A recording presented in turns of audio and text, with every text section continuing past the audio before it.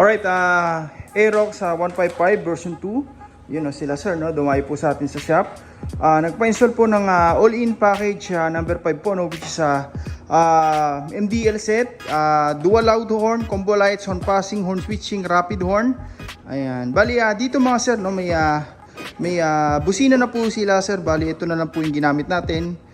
Ayan. Bali, binawas na lang po natin doon sa full package, no? Full package price po, no? Ayan. Check natin yung mga wirings mga sir.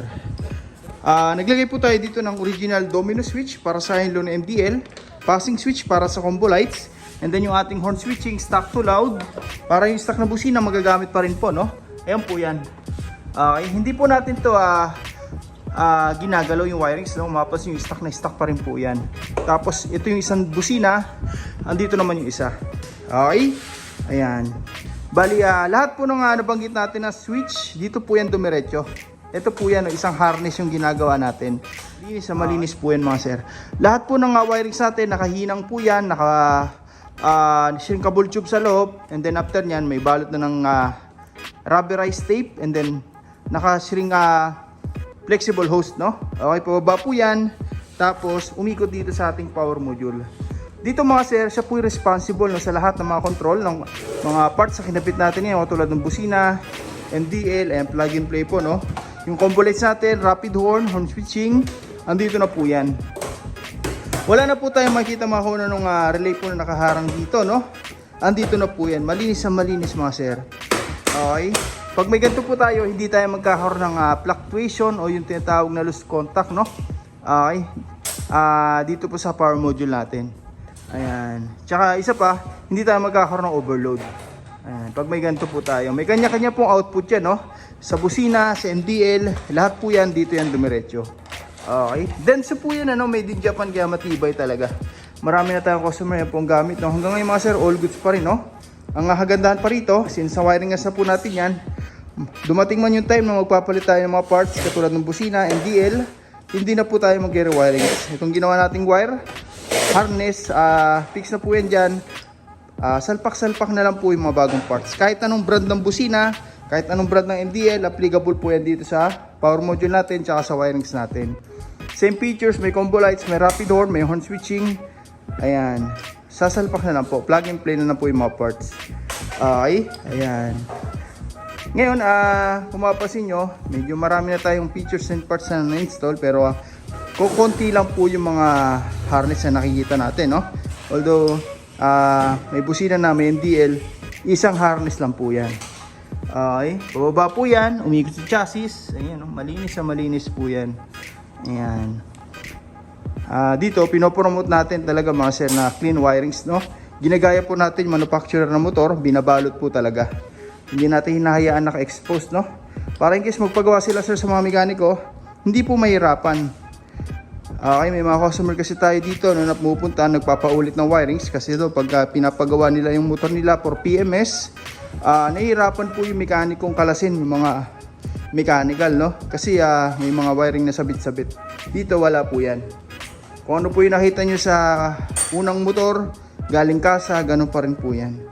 Okay, ayan. Ngayon, kakabit na lang natin yung mga parts.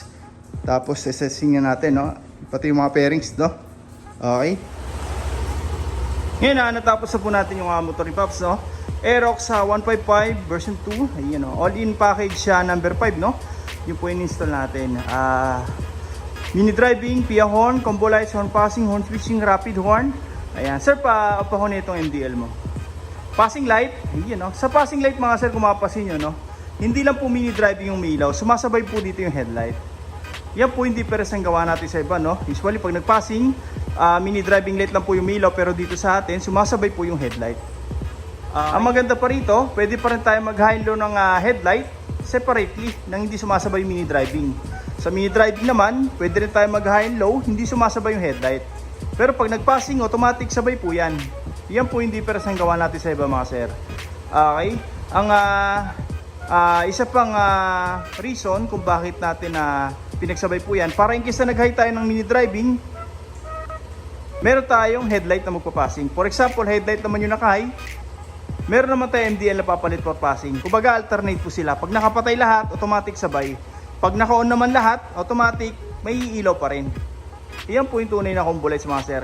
Hindi po tayo basta-basta nagtatap ng MDL dito sa headlight, no, na kapag ka nag-high ng headlight, sumasabay po yung mini driving. Hindi po ganun. Sumasabay lang po siya pag nag-passing. Okay. Tapos sa busina, stock horn. Sa stock horn, kung mapapansin nyo, wala pong umilaw mga sir. Para in case na magpa-register tayo, wala tayong magiging violation, no? Okay? Wala rin pong rapid yan mga sir. Tapos, yung busina naman ni sir na loud horn. Yan, no? Yung busina ni Pops, dala niya po yan, ano? Okay, sinabay na po natin sa installation. Ayan, kung mapapansin nyo, sa loud horn, doon na po yung ilaw yung MDL plus headlight. Yung combo. Okay? Tapos, meron pa tayong rapid horn, no?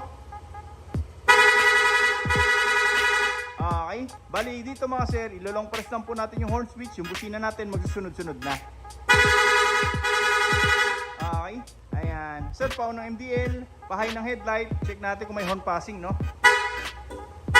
Meron pa rin po yan. Okay, rapid horn. Pag naka-off naman lahat, automatic sabay po ulit yan. Okay, check natin yung mga switch, no? Ayan. Ito po yung kinabit natin na high and low ng MDL. Ayun, no? Okay, kung mapapansin yung serye natin, maliwanag na maliwanag. Pero yung MDL, litaw na po, no? Daig pa po nito yung mga 60 to 80 watts sa mga MDL mga sir. Tagus-tagusan po yan hanggang dulo. Lalo po ito sa dilim. Ito naman po yung passing natin, no?